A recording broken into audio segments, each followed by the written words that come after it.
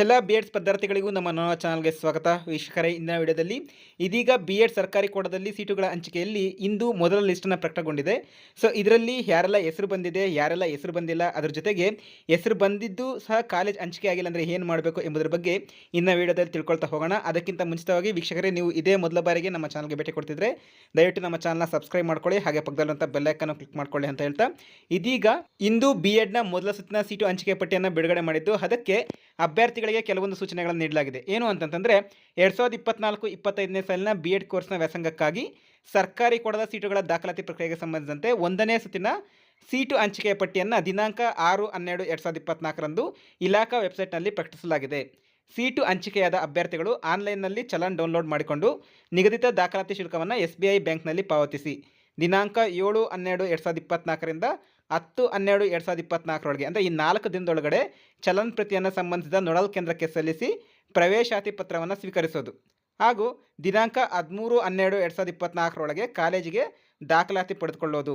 ಶುಲ್ಕ ಪಾವತಿಸಿ ನಿಗದಿತ ದಿನಾಂಕದೊಳಗಡೆ ಸಂಬಂಧಿಸಿದ ಕಾಲೇಜುಗಳಿಗೆ ದಾಖಲಾಗದ ಅಭ್ಯರ್ಥಿಗಳು ಮುಂದಿನ ಸುತ್ತಿಗೆ ತಮ್ಮ ಅರ್ಹತೆಯನ್ನು ಕಳೆದುಕೊಳ್ತಾರೆ. ಆದ್ದರಿಂದ ಸೀಟು ಹಂಚಿಕೆಯಾದ ಕಾಲೇಜಿಗೆ ದಾಖಲಾತಿ ಪಡೆದುಕೊಳ್ಳುವುದು. ಹೆಚ್ಚಿನ ಮಾಹಿತಿಗಳಿಗಾಗಿ ಇಲಾಖಾ ವೆಬ್ಸೈಟ್ www.schooleducation.karnataka.government.ಅನ್ನು ಸಂಪರ್ಕಿಸುವುದು ಅಂತ ಅಭ್ಯರ್ಥಿಗಳಿಗೆ ಸೂಚನೆಯನ್ನು ಕೊಟ್ಟಿದ್ದಾರೆ. ಅಂದರೆ ಈ ಸಂಪೂರ್ಣ 1ನೇ ಸುತ್ತಿನ ಸೀಟು ಹಂಚಿಕೆಯನ್ನು ಈ ಒಂದು ವಾರದೊಳಗೆ ಮುಗಿಸ್ಬೇಕಂದ್ರೆ ಇಂದು 6-12-2024ರಿಂದ ಪ್ರಾರಂಭ ಮಾಡಿ 13-12-2024ರೊಳಗಡೆ ಮುಗಿಸ್ಬೇಕು ಎನ್ನುವಂಥದ್ದು. ಅಂತಂದರೆ ನೀವು ನಾಳೆಯಿಂದ 7-12-2024ರಿಂದ 10-12-2024ರೊಳಗಡೆ ನೀವು ದಾಖಲಾತಿ ಶುಲ್ಕ ಅಂದರೆ ಅಡ್ಮಿಷನ್ ಫೀಸನ್ನು ನೀವು SBI ಬ್ಯಾಂಕ್ನಲ್ಲಿ ಪಾವತಿಸಬೇಕಾಗಿರುತ್ತೆ. ಆ ಚಲನ ತಗೊಂಡೋಗಿ ನೀವು ಡಯಟ್ ಅಥವಾ CTA ಕೊಟ್ಟರೆ ಅಲ್ಲಿ ನಿಮಗೆ ಅವರು ಒಂದು ಅಡ್ಮಿಷನ್ ಸ್ಲಿಪ್ನ ಕೊಡ್ತಾರೆ. ಸೊ ಅದನ್ನು ತಗೊಂಡೋಗಿ ನೀವು 13-12-2024ರೊಳಗಡೆ ಕಾಲೇಜಲ್ಲಿ ಕೊಟ್ಟು ನೀವು ಅಡ್ಮಿಷನ್ ಮಾಡಿಸ್ಕೊಂಡಿದ್ದೀವಿ ಅನ್ನೋದನ್ನ ಕನ್ಫರ್ಮೇಷನ್ ಮಾಡ್ಕೋಬೇಕು.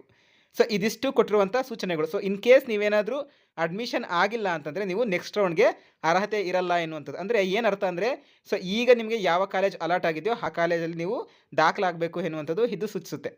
ಇನ್ನು ಈ ಮೊದಲ ಸುತ್ತಿನಲ್ಲಿ ಯಾರೆಲ್ಲ ಆಯ್ಕೆಯಾಗಿದ್ದಾರೆ ಎಂಬುದನ್ನು ನೀವು ತಿಳಿಬೇಕಂತಂದರೆ ನಾನೀಗ ಡಿಸ್ಕ್ರಿಪ್ಷನ್ ಬಾಕ್ಸಲ್ಲಿ ಒಂದು ಲಿಂಕನ್ನು ಕೊಟ್ಟಿರ್ತೇನೆ, ಅಥವಾ ಈ ಸ್ಕ್ರೀನ್ ಮೇಲೆ ಒಂದು ಟೆಲಿಗ್ರಾಮ್ ಚಾನಲ್ ಲಿಂಕನ್ನು ಸಹ ನಾನು ಕೊಡ್ತೇನೆ. ಸೊ ಇದರಲ್ಲಿ ನೀವು ಹೋಗಿ ಜಾಯ್ನ್ ಆದರೆ ಅಲ್ಲಿ ನಿಮಗೆ ಸಂಪೂರ್ಣವಾಗಿ ಯಾರೆಲ್ಲ ಸೆಲೆಕ್ಷನ್ ಆಗಿದ್ದಾರೆ, ಸೊ ಯಾವ್ಯಾವ ಸಬ್ಜೆಕ್ಟ್ಗೆ ಸೈನ್ಸ್ ಆಗಿರ್ಬೋದು, ಆರ್ಟ್ಸ್ ಆಗಿರ್ಬೋದು, ಸೊ ಯಾರೆಲ್ಲ ಸೆಲೆಕ್ಟ್ ಆಗಿದ್ದಾರೆ ಎಂಬುದರ ಬಗ್ಗೆ ಸಂಪೂರ್ಣವಾಗಿ PDF ಅಲ್ಲಿ ಶೇರ್ ಮಾಡಿರ್ತೀನಿ. ಸೊ ನೀವು ಅಲ್ಲಿ ಬೇಕಾದ್ರೆ ಡೌನ್ಲೋಡ್ ಮಾಡಿ ನೋಡ್ಬೋದು. ಮತ್ತು ಇದೇ ಲಿಂಕ್ನಲ್ಲಿ ಸೊ ನೀವು ಕೆಳಗಡೆ ಬ್ಲೂ ಕಲರಲ್ಲಿ ನೋಡ್ತಾ ಇರ್ಬೋದು, login to generate challan or art for next round ಅಂತ ಇದೆ.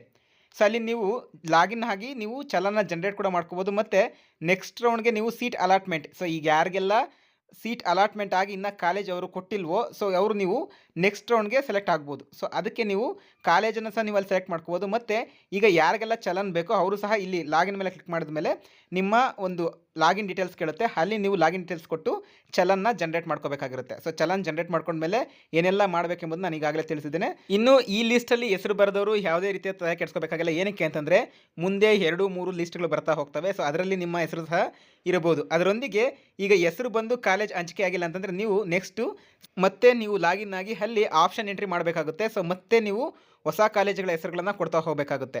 ಸೊ ಯಾರೆಲ್ಲ ಹೆಸರು ಮೊದಲ ಲಿಸ್ಟ್ನಲ್ಲಿ ಪ್ರಕಟವಾಗಿದೆಯೋ ಅವ್ರಿಗೆಲ್ಲರೂ ಕಂಗ್ರ್ಯಾಚುಲೇಷನ್ಸ್ ಹೇಳ್ತಾ, ಇನ್ನು ಯಾರೆಲ್ಲ ಹೆಸರು ಬರೆದವರಿದ್ದಾರೋ ಸೊ ನೀವಿನ್ನ 2ನೇ ಲಿಸ್ಟ್ಗೆ ವೆಯ್ಟ್ ಮಾಡಿ. ಹಾಗೆ ಹೆಸರು ಬಂದು ಕಾಲೇಜ್ ಹಂಚಿಕೆ ಆಗದವರು ಸಹ ಏನು ಬೇಜಾರು ಮಾಡ್ಕೋಬೇಕಾಗಿರೋ ಅವಶ್ಯಕತೆ ಇಲ್ಲ.